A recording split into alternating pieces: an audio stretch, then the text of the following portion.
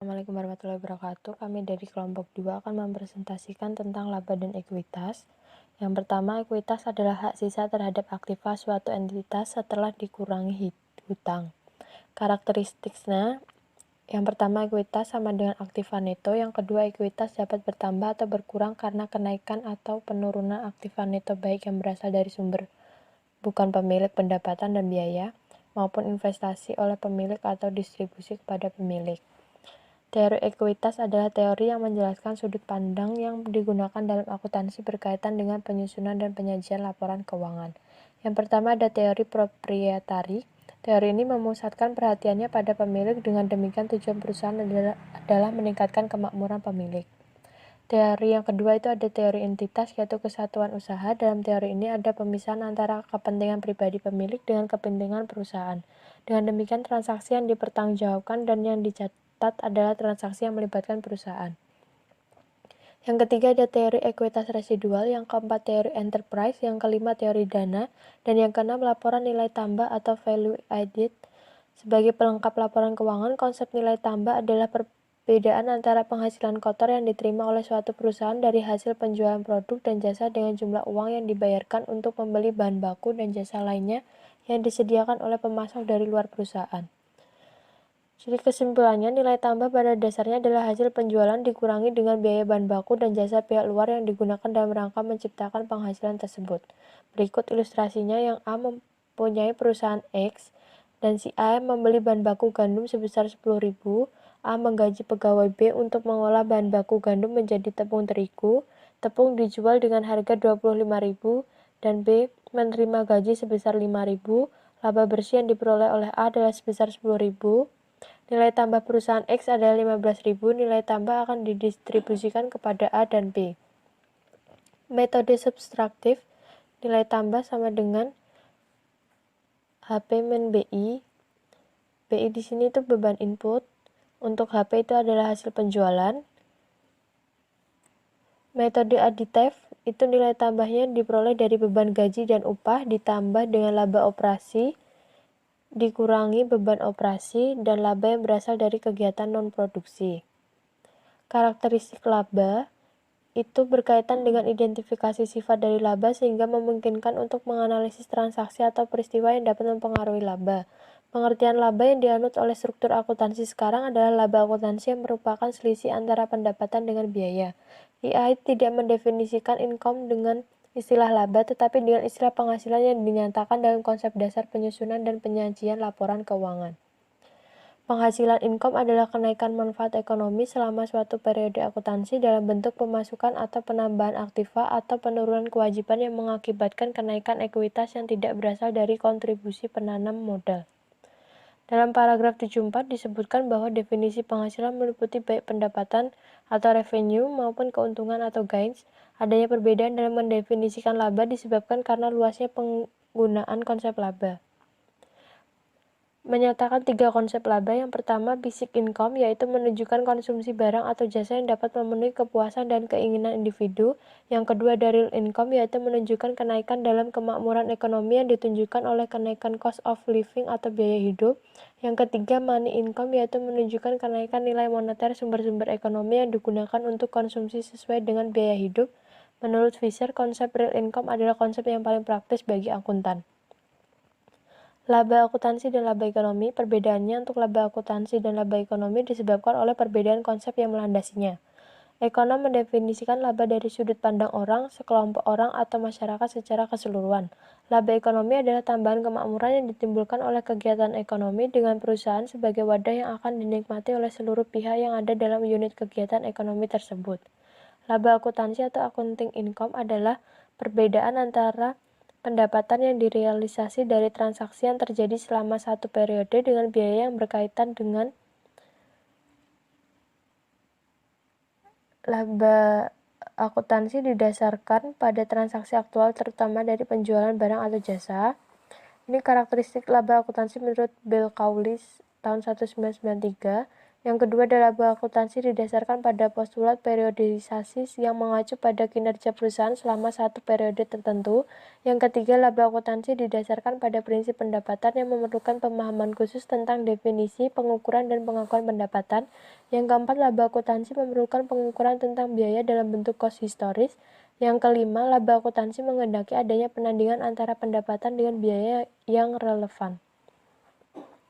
Keunggulan dari laba akuntansi menurut Bill Cawley. Yang pertama, laba akuntansi teruji dalam sejarah di mana pemakai laporan keuangan masih mempercayai laba akuntansi bermanfaat dalam pengambilan keputusan ekonomi. Yang kedua, laba akuntansi diukur dan dilaporkan secara objektif dan dapat diuji kebenarannya.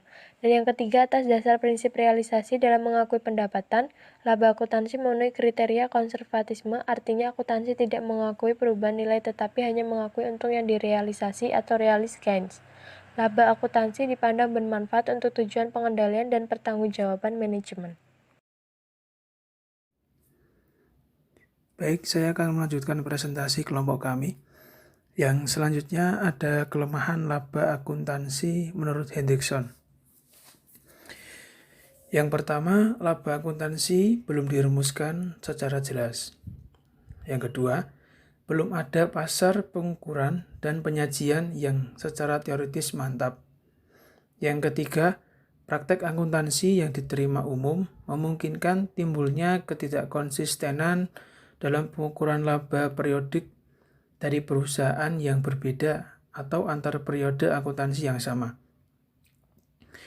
Yang keempat, perubahan tingkat harga atau daya beli uang belum tercermin dalam laba akuntansi yang dihitung atas dasar nilai nominal uang.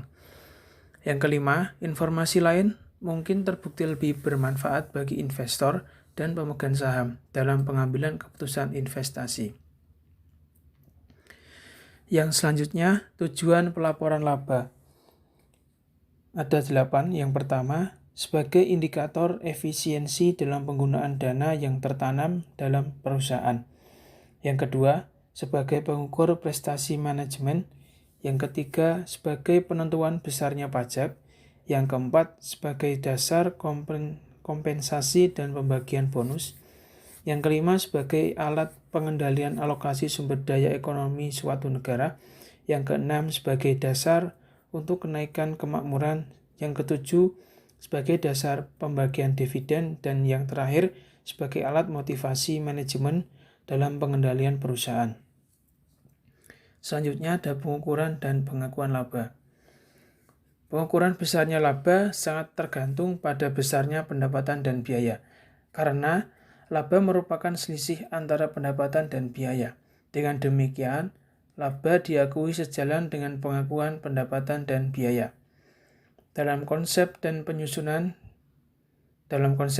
dasar penyusunan dan penyajian laporan keuangan menurut IAI disebutkan bahwa penghasilan akan diakui apabila kenaikan manfaat ekonomi di masa mendatang yang berkaitan dengan peningkatan aktiva atau penurunan kewajiban telah terjadi dan jumlahnya dapat diukur dengan andal.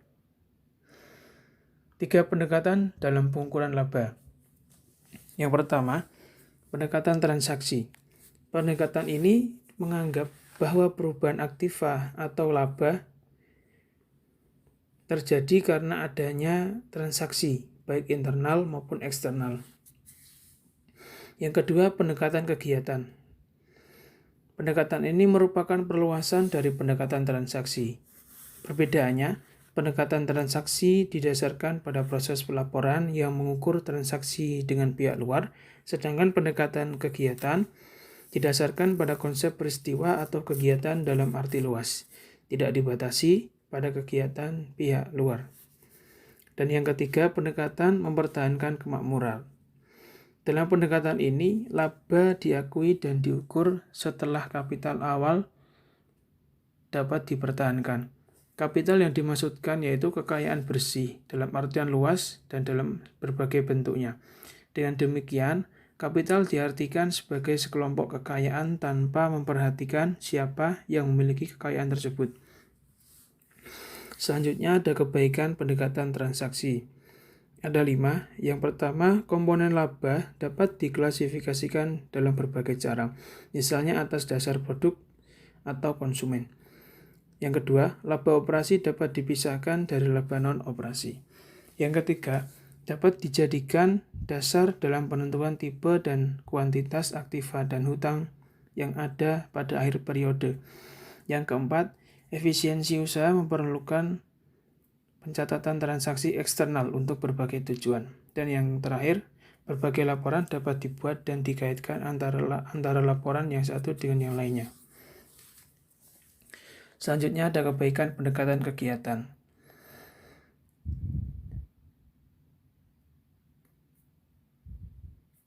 Yang pertama, biaya berasal dari produk dan penjualan barang dan dievaluasi prediksi yang berbeda dibandingkan laba yang berasal dari pembelian dan penjualan surat berharga yang ditunjukkan pada usaha memperoleh capital gain. Yang kedua, efisiensi manajemen dapat diukur dengan lebih baik bila laba diklasifikasikan menurut jenis kegiatan yang menjadi tanggung jawab manajemen. Dan yang ketiga, memungkinkan prediksi yang lebih baik karena adanya perbedaan pada pola perilaku dan jenis kegiatan yang berbeda. Selanjutnya ada income smoothing, yaitu peralatan laba yang disengaja untuk mencapai tren laba tertentu. Alasan diadakan income smoothing yaitu untuk memperbaiki hubungan dengan kreditor, investor, dan karyawan, serta meratakan siklus bisnis melalui proses psikologis. Garden mengajukan proposisi berkaitan dengan perataan laba. Antara lain yang pertama, kriteria yang digunakan manajemen perusahaan dalam memilih metode akuntansi adalah untuk memaksimalkan kepuasan atau kemakmuran.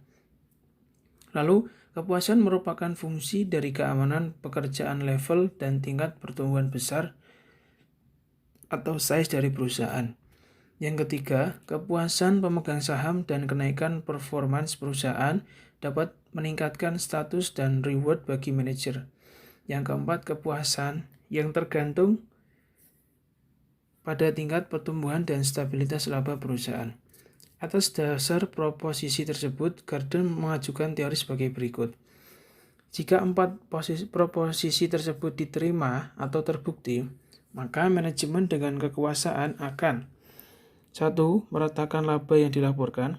2. Meratakan tingkat pertumbuhan laba dengan meratakan tingkat pertumbuhan laba. Berarti, jika tingkat pertumbuhan laba tinggi, maka manajemen akan menghadapi praktik atau metode akuntansi yang dapat mengurangi laba dan sebaliknya. Build demand didasarkan pada asumsi bahwa pola laba periodik yang stabil dapat mendukung tingkat dividen yang lebih tinggi dibandingkan pola laba periodik yang berfluktuasi. Berkaitan dengan upaya meratakan kemampuan untuk mengantisipasi pola fluktuasi laba periodik. Bentuk income smoothing-nya yang pertama real smoothing dan artificial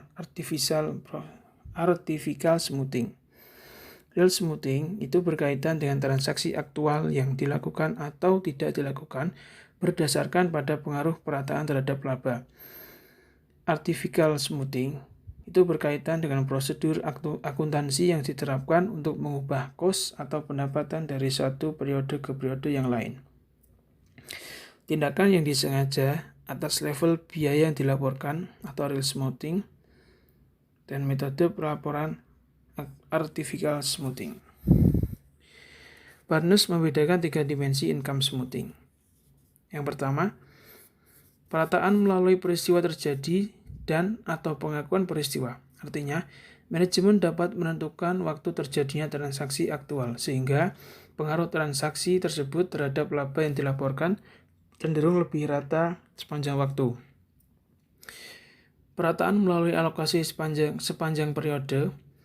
Atas dasar terjadinya dan diakuinya peristiwa tersebut, manajemen memiliki pengendalian tertentu dalam penentuan laba pada periode yang terpengaruh oleh kuantifikasi peristiwa tersebut.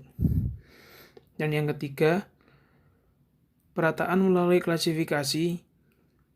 Jika angka-angka dalam laporan laba rugi selain laba bersih merupakan objek dari perataan laba, maka manajemen dapat dengan mudah mengklasifikasikan elemen-elemen dalam laporan laba rugi sehingga dapat mengurangi variasi laba setiap periodenya.